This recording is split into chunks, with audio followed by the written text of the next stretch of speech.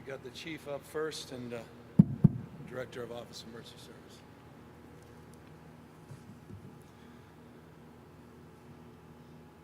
Well, good morning, everyone.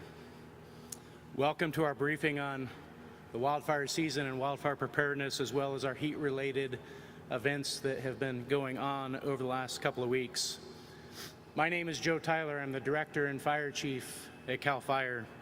Today, we're at our CAL FIRE Aviation Management Unit, which is the hub of our aviation fleet and home of the McClellan Air Tanker Base. And as we have said earlier in this year, we are not just in a fire season, but we are in a fire year. The California Fire Service as a whole has responded to more than 3,500 wildland fires that have burned more than 207,000 acres so far this year. The same time last year, we were down 538 fires, and we have burned 197,000 more acres this year than we did last year. In the last 24 hours across the state, there have been 44 new wildland fires, and between July 4th and July 5th, 227 additional wildland fires. It's important to note that 95% of all wildfires are human-caused, and they are currently igniting in light, flashy, cured grasses that are spreading to the brush and timber. And our winds and the recent heat wave have exacerbated the issue, consuming thousands of acres. So we need to be extra cautious in these hot, dry, and windy conditions because they often prompt fire weather watches and red flag warnings. They are issued by your meteorologists and the National Weather Service, and it's a signal for everyone to be extra vigilant with activities such as mowing, towing, welding, shooting, and other activities that can create a spark. Inevitably, new wildland fires will start, and CAL FIRE, Cal OES, and our partners at the local, state, federal, and tribal level are here to respond.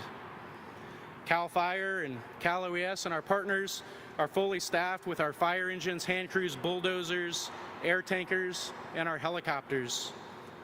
Behind us are our Black Hawk helicopters that have been introduced and are available to fly at night when needed.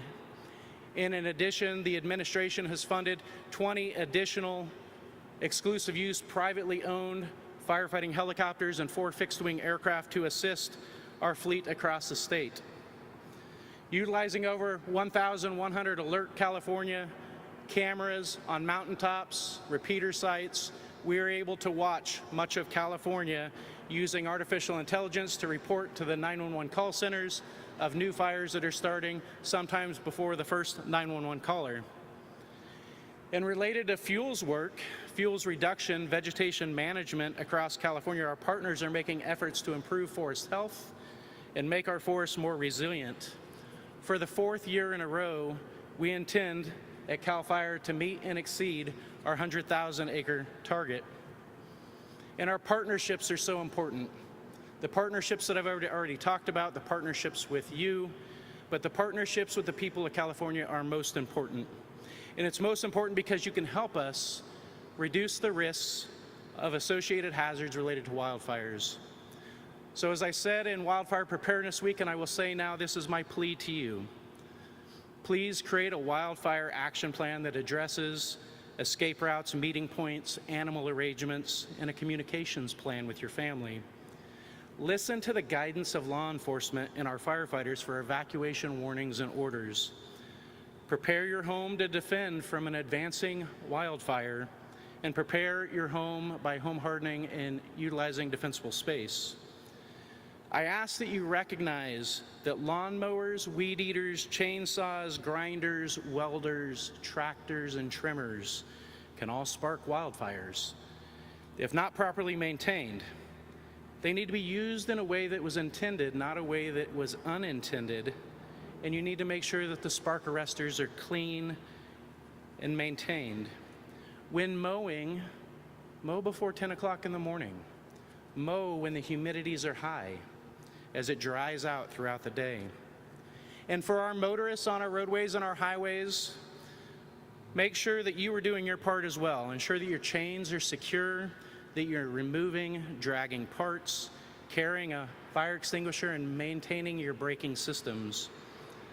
I ask that the people of California help your neighbor and to follow social media for active alerts and new warnings. You can also follow wildfire incident information that has been expanded upon by going to fire.ca.gov, where it's constantly updated with evacuation information, perimeters, resource tracking of our aircraft. Just in the last week alone, it brought 3.3 million visits to the website and 751,000 new viewers for the first time. For additional information to be prepared for wildfires, you can go to fire.ca.gov or readyforwildfire.org. In addition, you can go to ready.ca.gov. Lastly, we have firefighters standing behind us, and I want to thank the women and men of our public safety offices who are out there fighting fires and evacuating the public on a day-to-day basis. And with that, I'm honored to introduce and invite up California Governor's Office of Emergency Services, Director Nancy Ward.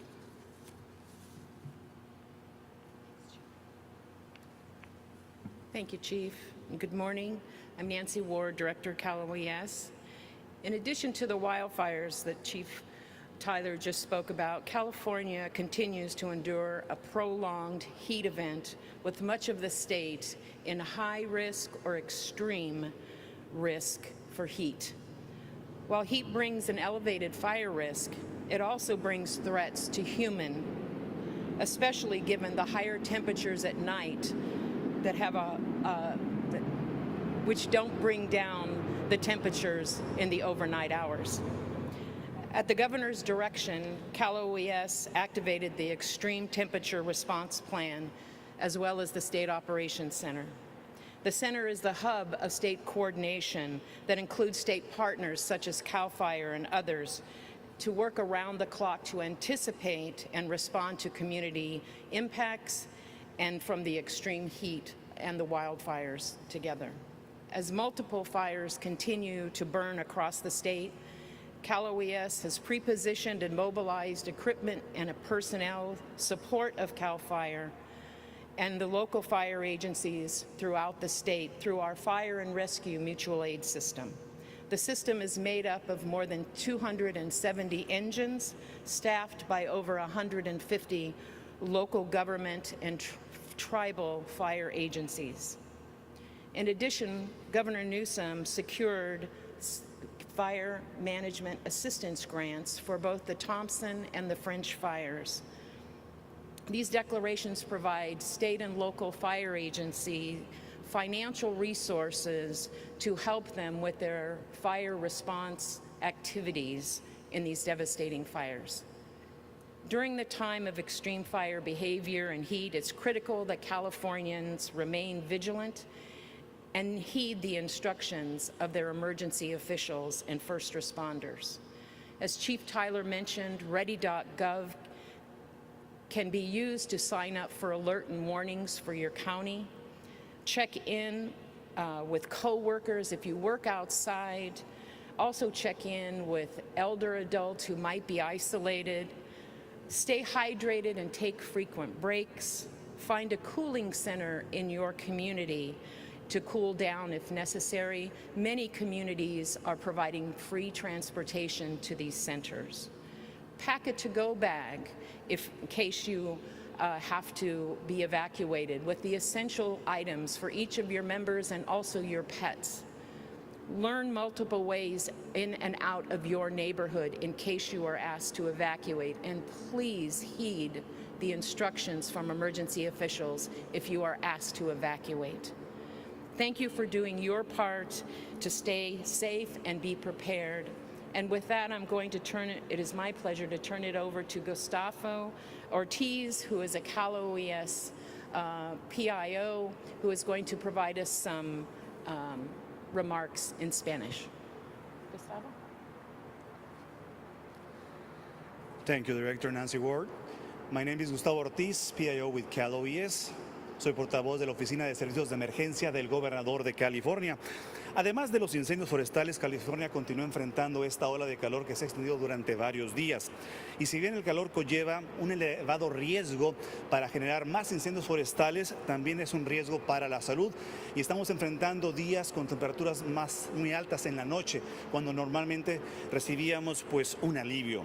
Por ello, por orden del gobernador Gavin Newsom, CalOES activó el Centro Estatal de Operaciones, de igual manera el Plan de Respuesta a Temperaturas Extremas, en donde autoridades locales y estatales coordinan los esfuerzos de respuesta, monitorean las condiciones del clima y de esa manera envían los recursos necesarios a todos los condados afectados por los incendios forestales y también por esta ola de calor.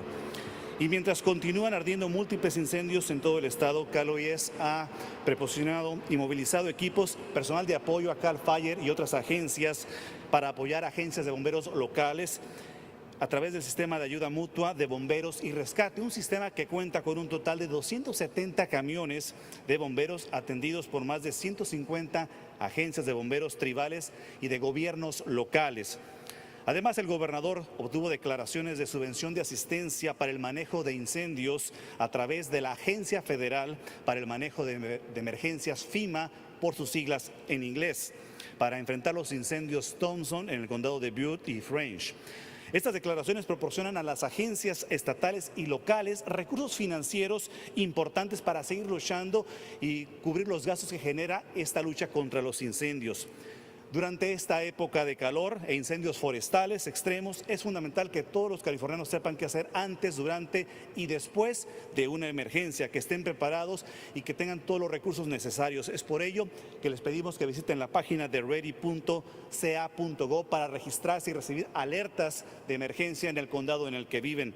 De igual manera que estén pendientes de todos sus compañeros de trabajo, si laboran al aire libre, que les recuerden que tomen mucha agua y que tomen descansos periódicamente. También estén pendientes de vecinos, de personas de la tercera edad, de sus niños, porque puedan requerir ayuda extra.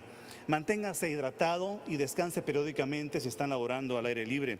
Encuentre un centro de enfriamiento. En nuestra página de news.ca.gov usted va a encontrar toda la información de los centros de enfriamiento que han sido habilitados en cada uno de los condados a lo largo del estado. De esa manera, todos aquellos que no cuentan con aire acondicionado podrán enfrentar las altas temperaturas.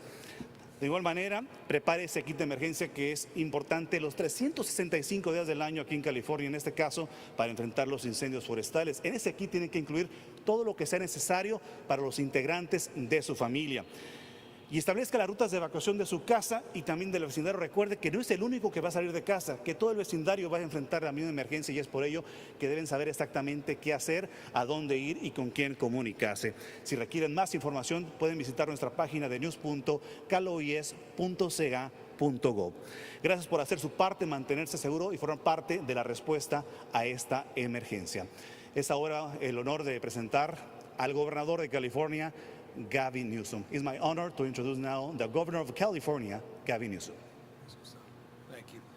Thank you, Director, and thanks for the Chief and all of you for being here. It's an opportunity to familiarize all of you with something we're deeply familiar with, and that's the equipment we have assembled here today that represents the largest fleet of its type anywhere in the world, the largest fire suppression fleet in the world under the jurisdiction of CAL FIRE, under the jurisdiction of the state of California. It's an opportunity not only to highlight the investments we've made, it's also an opportunity to highlight the extraordinary people that operate this equipment, that every single day are doing the good and hard work that's necessary to keep people safe and address the challenges of our time. So I want to thank all the men and women of CAL FIRE, all the extraordinary work they're doing every single day, to members of the National Guard that are out there preparing and have been preparing for wildfire season, the folks out there in the Conservation Corps, and many others that have been out doing the work that needs to be done to prepare for this season.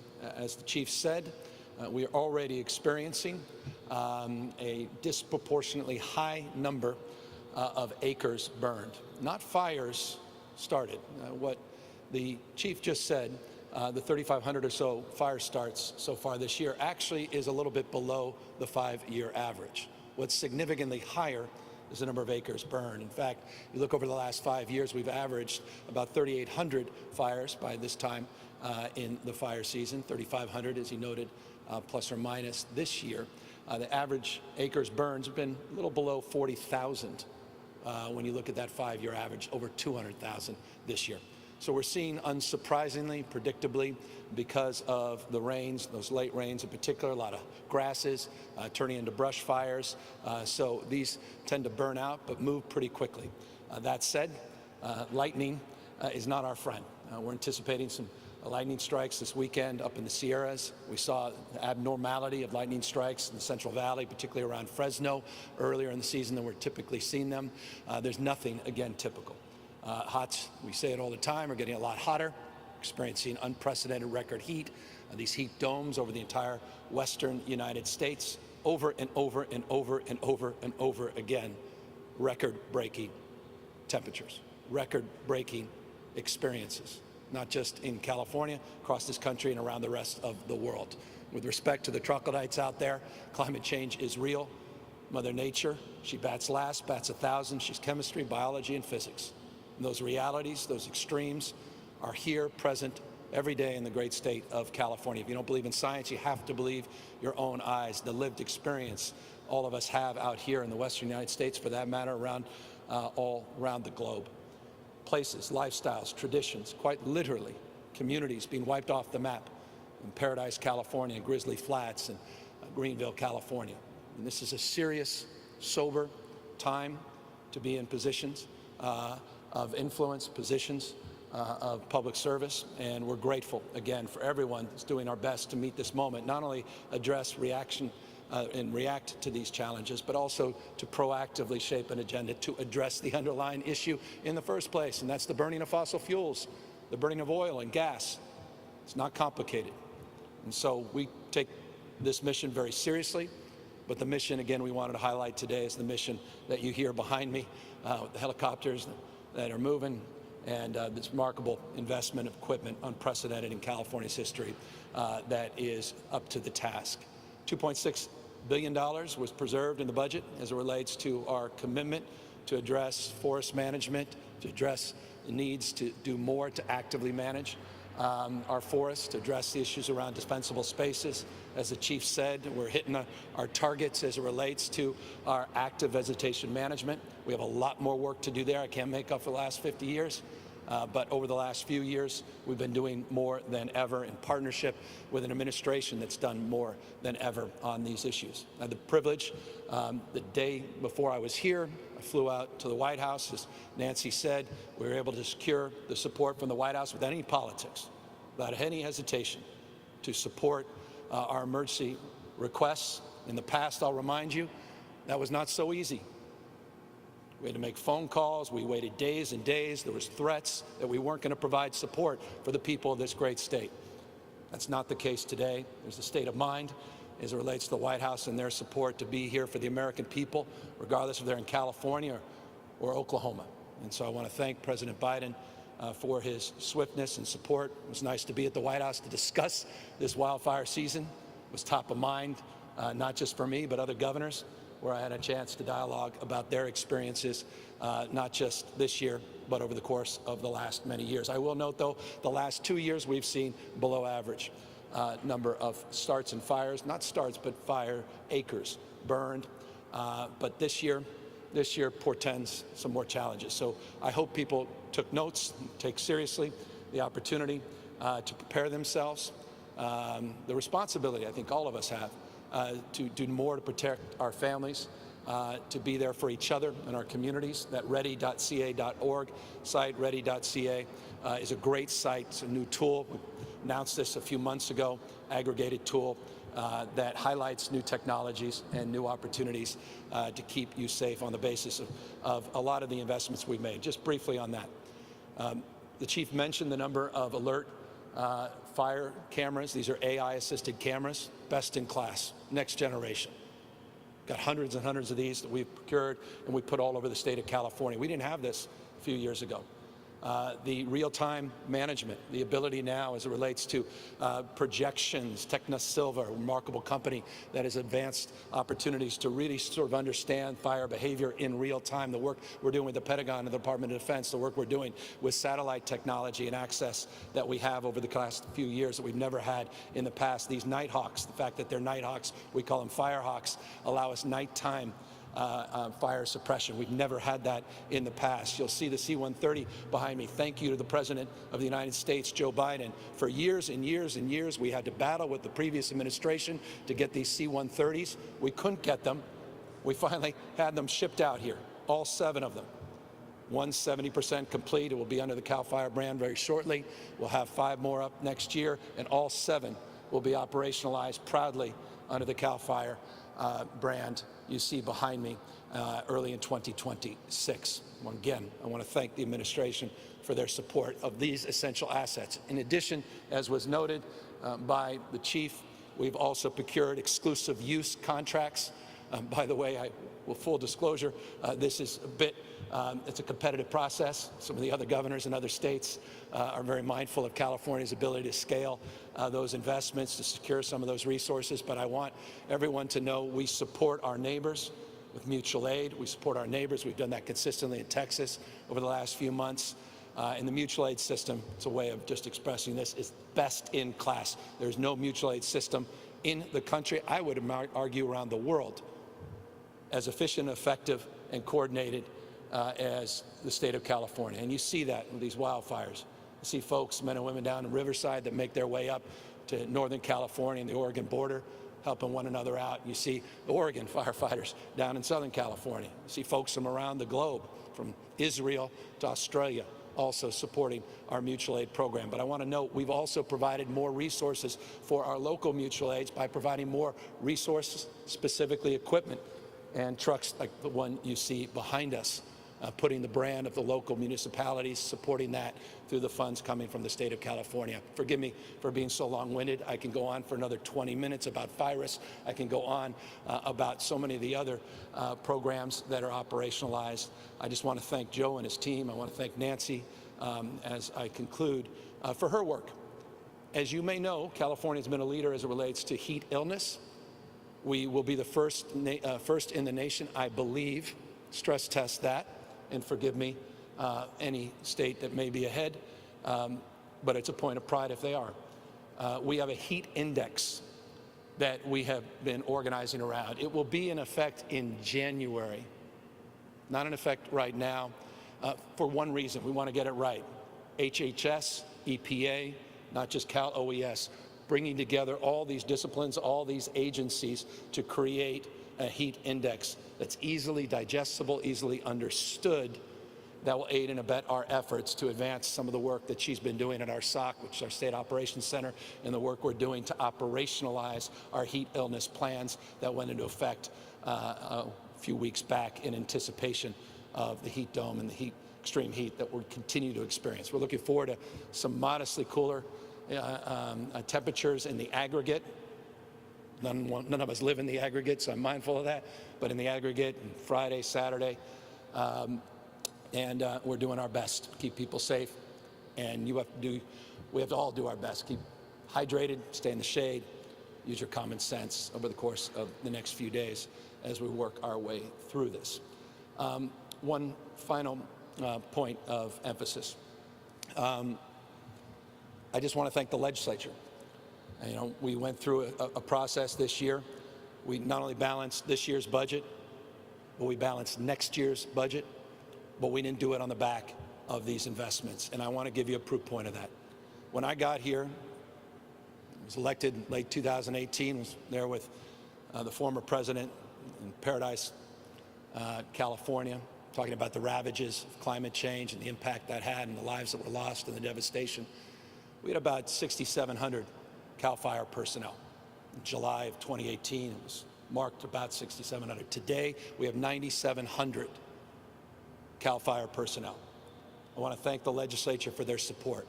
And we just approved a plan in our 2-year budget that over the next 5 years, we're committing an additional 2,400 personnel to CAL FIRE. That's making up for issues around CDCR. It's allowing us to augment our efforts, and it allowed us to do, and this is a long-winded point of gratitude to the legislature, to maintain my commitment that I made, but it can't be mine alone. It had to be our commitment. It had to be ratified and supported by the legislature as it relates to the quality of life, the wellness of members of CAL FIRE. And we were able to reduce the work week and the stresses on not only members of CAL FIRE, but their families as well. And we were able to hold the line on that 66 hours. That was not anticipated in this budget process, but they held the line, and I just want to congratulate them for that as well. So thank you all for coming out, taking this moment seriously. More evidence do we need than the extreme heat and all of these, well, relatively larger fires than we've experienced the last 5 years. With that, we're all here to answer any questions. Governor Jeannie Nguyen with ABC 10. As you've mentioned, we've experienced a record-breaking heat, especially last week. We even had a heat-related death in Sacramento County. What do you have to say to people who feel like this press conference is coming a little too late, given that you left the state last week to be a part of President Biden's campaign? Well, we've been at this. We've moved forward with the State Operations Center. We moved forward with our well-established heat illness protection plan. I initiated that as governor. We've been monitoring every morning, monitoring what's going on here in the state of California. We provided the investments in a budget deal that I just got done with the legislature just a few days ago. As I noted, I was just here 5-6 days ago, right before we went out to the White House to get the emergency declaration signed and to get the kind of support that we anticipate we'll need moving forward to the rest of the year. So look, this is tough business. There's a lot going on in the world we're living in, and I'm proud of the work the state has done.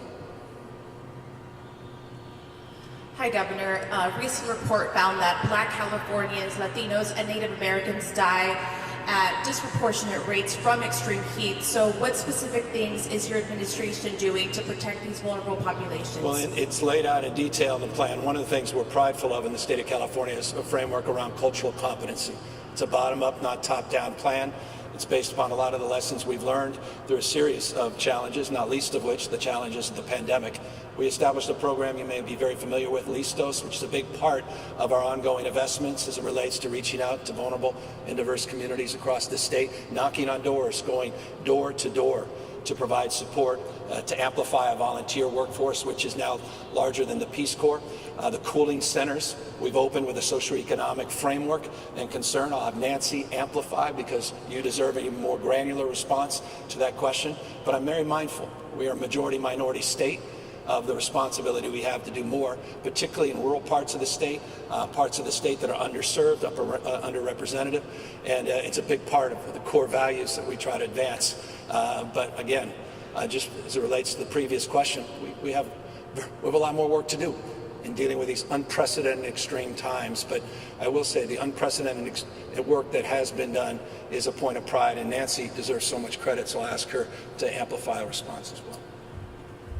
Governor, you did a great job with the Listos program, but as well as once the State Operations Center is activated, we also activate our Priority Populations Task Force, which basically works through our operational areas, which are our county emergency management agencies, to identify those communities where we need to reach out to their CBOs, to all of their recreational areas, making sure that their cooling centers have all the resources that they need across the state. So we are out there in full force, making sure that we're trying to hit every community that has vulnerable populations that may not heed some of the warnings that we blast through the media. And so they are out there in full force with each of the communities, especially targeting those areas right now that have the largest wildfires. Thank you. And then, Governor, just a non-heat related question for you. Where do you currently stand on policies that would require the schools, teachers and counselors to notify their parents if their kids are transgender? There's currently a bill on your desk that would prohibit teachers from doing so. Where do you stand on this? Well, I got 60 bills. That's one of them, and I'll let you know very shortly, and we'll be reviewing that with my team and staff the details of that bill. I've been following that. I'm well aware of the LGBTQ caucus and their advocacy in that space. I haven't read the details of the bill yet, as is the case, as you know well, all too well. I try to familiarize myself with the nuances and details before I opine publicly, and I'll be doing just that this week with the team. But on this issue, it's been an issue for more than a year, and you've thought about it for a while, so where do you stand on it? I'm going to respectfully defer to the fact that I have a bill pending in front of me for my signature that could occur as early as today, as late as tomorrow or this week, and I'll have the opportunity to review the details of the bill. It's not a hypothetical any longer. It's a specific question you're asking, and it deserves a specific response on the basis of a specific understanding of each preposition, verb, and adjective in the bill. Thank you. Hi, I'm Camille from Politico. So you have less fire starts this year than last year and more technology and equipment. So why are there more acres being burned, and what, if anything, can be changed to prevent that? Well, we have to address the underlying cause in the first place, and that's the heat, trapping gases. Got to address the issue of fossil fuels. We got to hold polluters accountable. We got to address the underlying issue fundamentally. That's a substantive answer. But you asked a specific about grass fires, or implied, and brush fires, and the late rains and how that's impacted. And we have an expert in the chief of CAL FIRE behind me who's eager to share his input and his experience with these particular conditions. Thank you, Governor. Again, Joe Tyler, Director of CAL FIRE.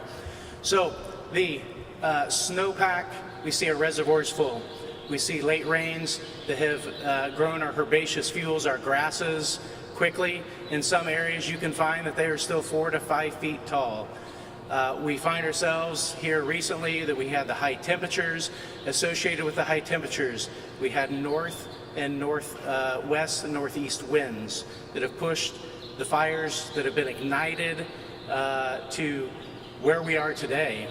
Now, we should be so grateful that because of these grass fires and because of the technology and the resources that we have, that though the acres are big, the fatalities at this point are 0.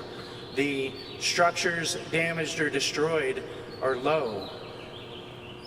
It is largely because of the heat, the drying of the fuels, and the winds that have been associated with it that this vegetation has burned so rapidly. I have an additional policy question, but it's still related to fires. So Senator Scott Wiener recently introduced a bill that he said he's negotiated with the governor and with CAL FIRE to change the system of fire maps and to give the CAL FIRE more, or the state fire marshal more regulatory authority. I want to know what you're trying to achieve with this, and what you say to people who say that it won't solve any insurance problems and it will put more people in the line of danger because it could promote more development in fire-prone areas. So the proposal, first and foremost, is to decrease confusion. So here we are. In 2007, we found ourselves introducing wildfire hazard severity maps, and we had 3 zones: very high fire hazard severity, high fire hazard severity, and moderate. In the high fire hazard severity and the very high fire hazard severity zones, building Chapter 7A building codes required them to build and provide home hardening and defensible space at the same level. It is very confusing when you have fire hazard severity zones that are recognizing the hazards associated and the hazards that we can reduce to protect your home, protect your property, versus the risks associated with that becomes much more confusing. So the goal of wildfire mitigation areas is really to reduce from 3 zones to 2, and to limit the ability for people to use their discretion based on which of the 3 zones you're in as to what levels of housing you may or may not allow.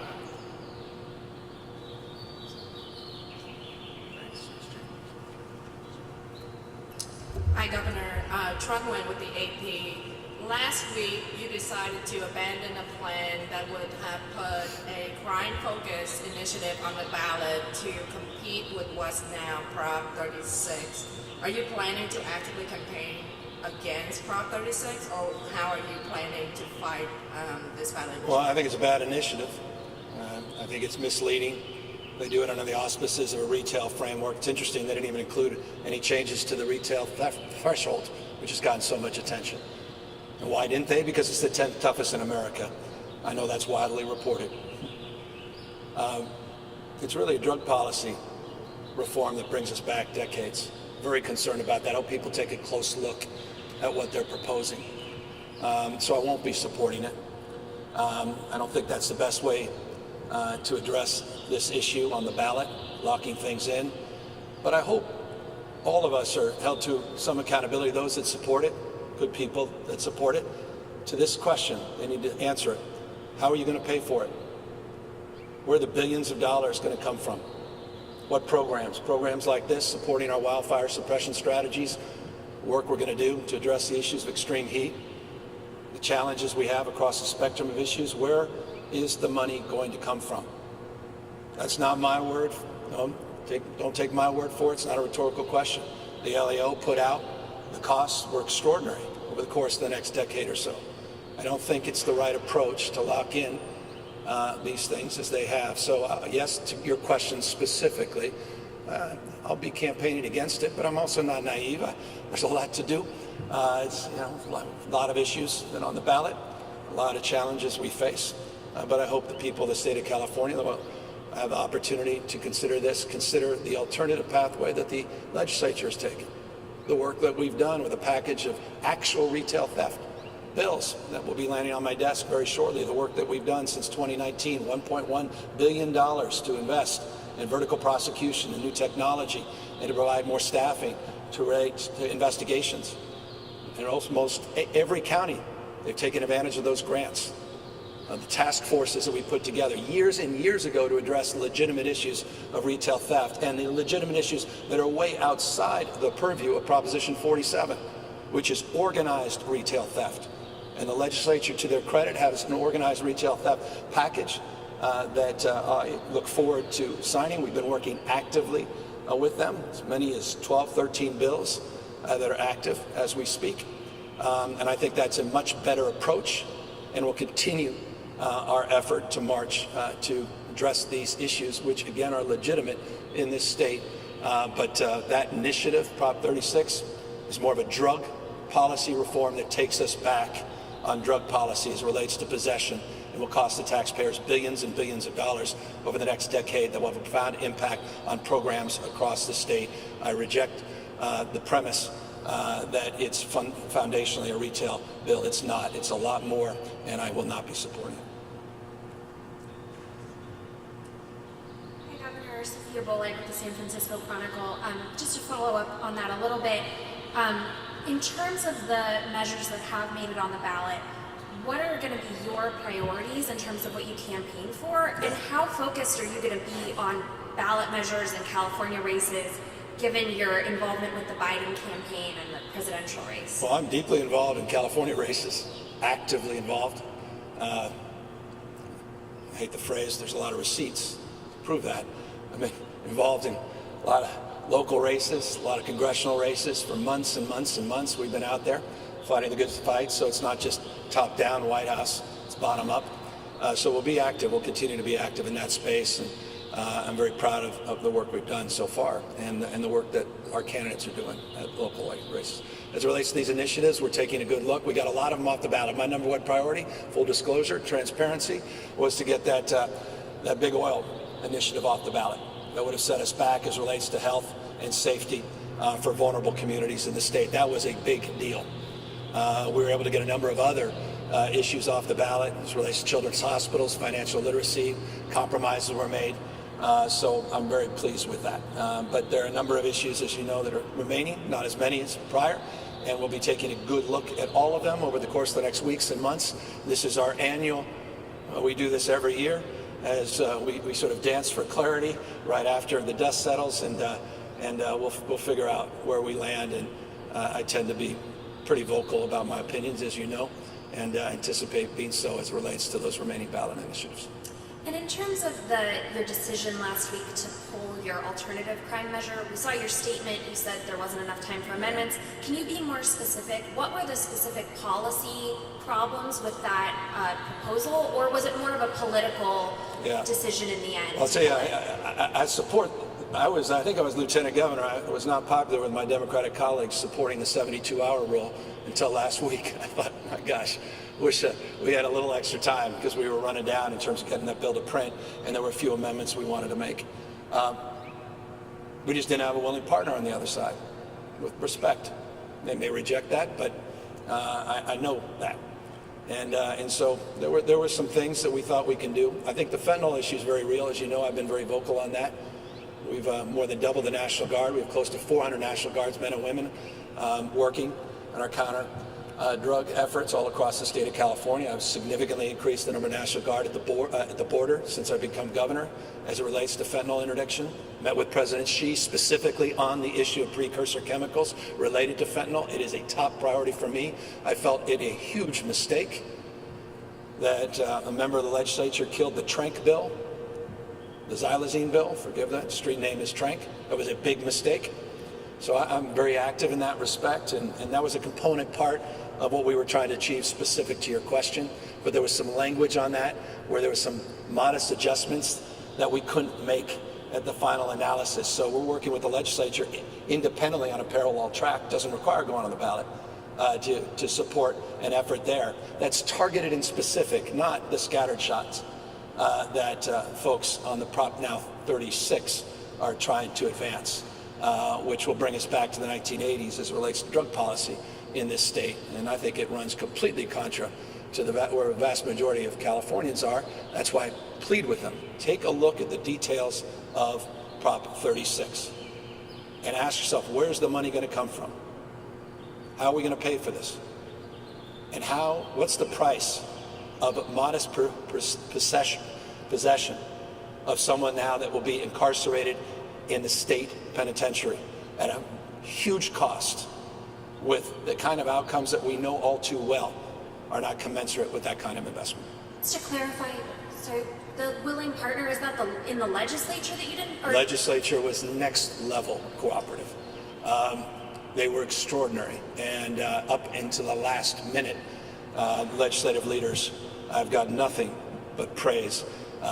Privately, I've been singing their praises all up and down the state, and it's good to be able to say that publicly and clarify that. Thank you for that question. Governor, you disagreed with some of your allies about the use of MCO funding, and that measure is going to the ballot to create a more permanent stream of funding, which is more than what you had wanted to do. Yeah. Are you prepared to oppose that ballot measure? Well, it's one of the many things that we're considering. Look, I think it reduces our ability to have the kind of flexibility that's required. And I don't say this lightly, and I don't say it lightly, and I don't say it to brag. But it's a deep point of pride. It's one of those rocking chair tests you'll look back in your life. And I'm really proud of the work we've done on healthcare, investments and expansion. I don't know that many states have ever invested across the spectrum as we've invested.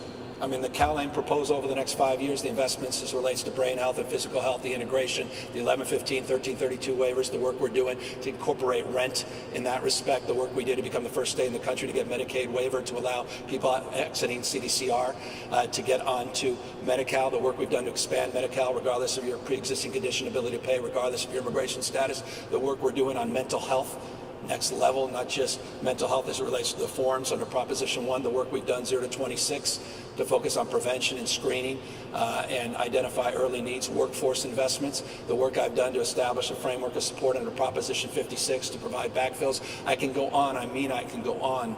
My point is it's a point of pride. So this is a coalition I respect, I admire, I've long supported. They've supported these efforts, but this initiative hamstrings our ability to have the kind of flexibility that's required of the moment we're living in. And God forbid we wake up after November 5th in a different moment with less flexibility. And we will be locked in on the basis of facts that are not in evidence. Flexibility is important. So that's my position on it. I haven't come out publicly against it, but I'm implying a point of view. Perhaps you can read between those many, many lines. I heard it. My next question is, in September, you said in an interview with Chuck Todd that you would not oppose or run against Kamala Harris in a presidential campaign. Yeah. And I'm curious if you still feel that way. Of course, yes. Hi, Governor. Nicole Nixon, Sacramento Bee. You have obviously been very vocal of your support of President Biden staying in the race. Democrats in swing districts, or some Democrats in swing districts, calling for him to drop out. Nancy Pelosi this morning raising questions. You know her. Would she have said that if she didn't have legitimate concerns? Yeah, I legitimately didn't hear the context, but I did hear of it. And when I walked in, and my staff said, "Did you hear what Nancy Pelosi said?" And they provided me a little out of context remarks. So I don't honestly have much to say about that. And even what I understood her to say is unsurprising in that respect. I mean, it is obviously a decision of the President of the United States. But look, moreover, I had the privilege of being, missed my kids this weekend. A lot of folks are having barbecues, and I was spending time with folks having barbecues over the weekend in a lot of parts of our country. And there were record crowds, unprecedented crowds of support for the President of the United States. I think I've had 100 media outlets asking the same question. And I think I've amply answered my support for the president, and the support I saw on the ground was demonstrable, and that's where I am, and that's where I stand. And the president stood firm supporting NATO last night, in contrast to President Trump, who said he didn't even know what NATO was.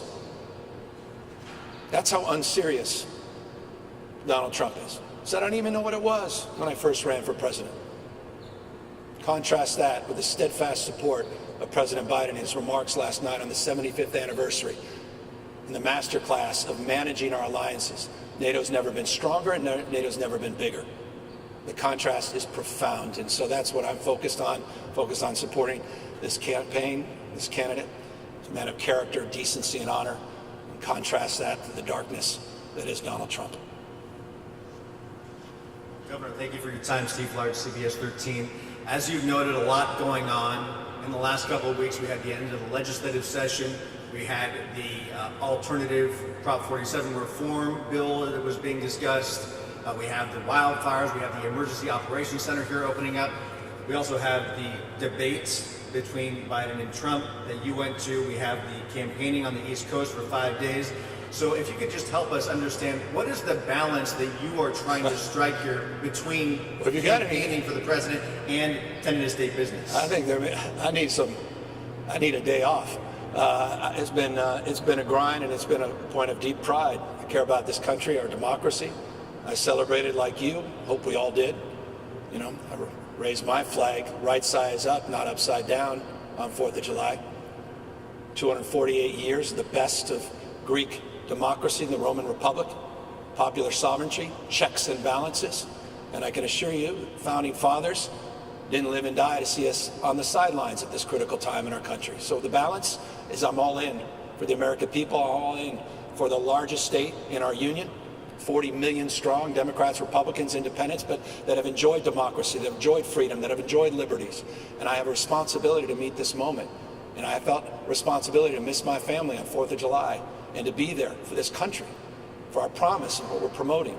So there's no balance. I'm all in, working day in, day out, night and day, Saturday, Sunday. There's no days off. All in, committed to the state, our nation, and the world we're trying to build.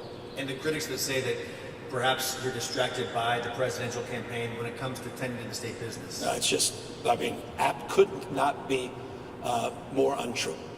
Everything about this campaign will impact this state disproportionately. We were involved in 122 lawsuits with the Trump administration. Don't you guys remember that? The chaos, the fear, the anxiety, how he played politics in what he referred to at the time as Pleasure California. He was serious. He said we need to rake the forest.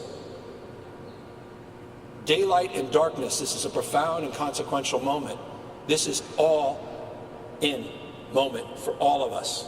This is serious for this state. No state has more to lose in this context than the greatest state in our nation, the tentpole of the American economy, where 16% of the American jobs came from just last month, the 5th largest economy in the world. No state has more to lose in this context. Women, millions and millions of women, they'll be denied basic freedoms, access. You saw an OBGYN in Louisiana said, "I'll never unsee what I saw." She said, "I saw a young girl, 13 years old, who was raped, that was forced to bring to term her baby, clutching a teddy bear." That's the world we're living in under Donald Trump. That's the world he's promoting. This is a consequential moment for all Californians and all Americans. Forgive me, but this is a very intense thing for me. And so when I say I'm all in, I'm all in. Thank you. Hi, Governor. Thank you.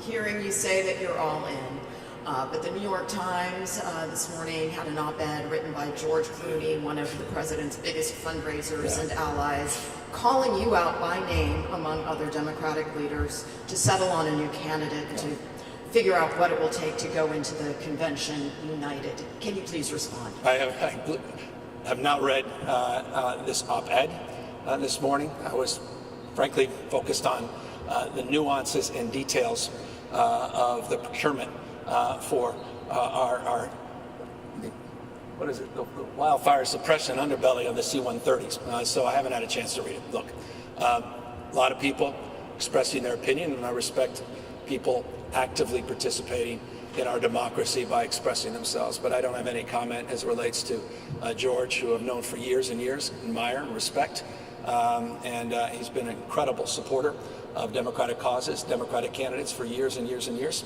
I'll take a look, and perhaps I'll have more to say after I read the op-ed. Thank you. Governor, in November, California voters will decide whether to reform Prop 47. How will you use your powerful voice to encourage them? Well, I don't think they're reforming Prop 47. They're bringing us back to the darker drug policy age on possession. They're asking the taxpayers to invest billions and billions of dollars we don't have without identifying any funding source. It's under the guise of 47, but it doesn't even include the felony threshold. Wasn't that the principal mantra of most of your reporting for the last 2 years? Go back to your own reports. The issue wasn't the issue the threshold? California voters in 2014 rolled back the threshold to $950. They don't even include it in their reform.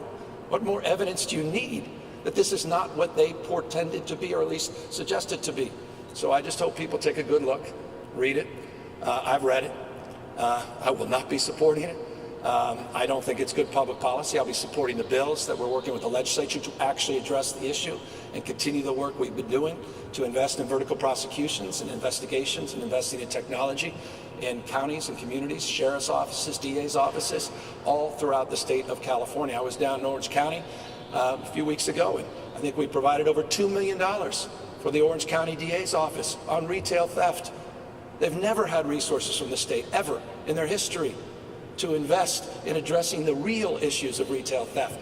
Proposition 36 is not about those issues. It's about another agenda altogether.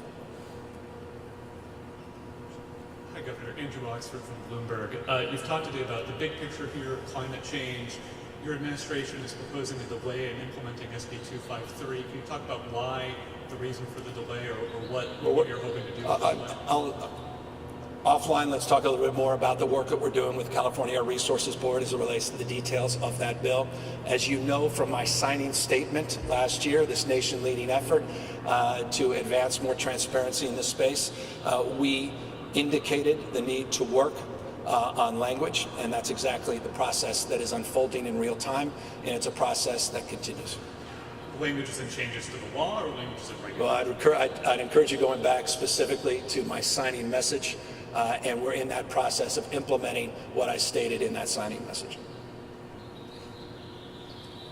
Hi, Governor. Alexi Casa from CalMatters. Earlier this year, at your administration's urging, prisons were removed from a proposal to create new indoor heat rules for workers in California. This past weekend, we saw an inmate die from heat issues at a prison in Chowchilla.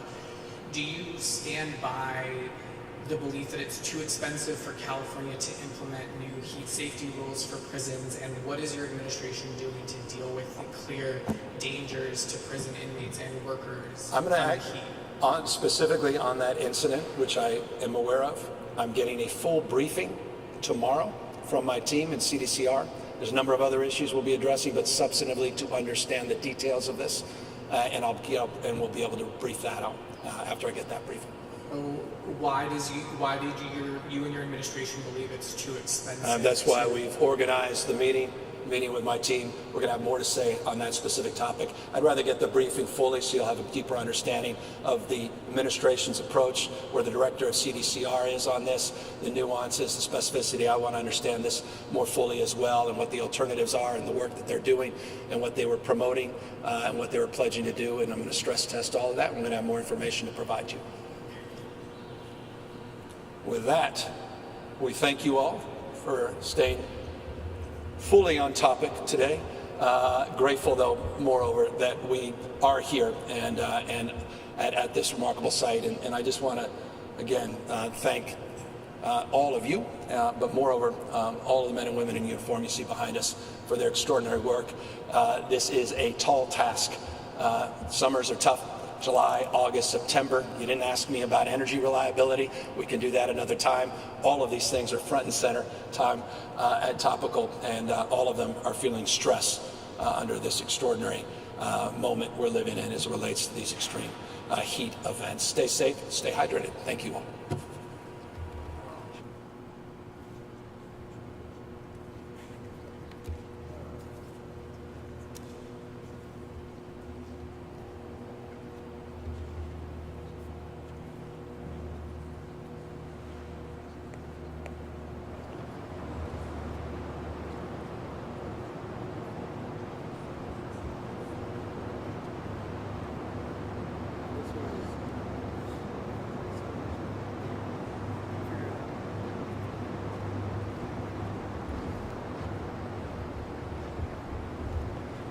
Thanks, everybody.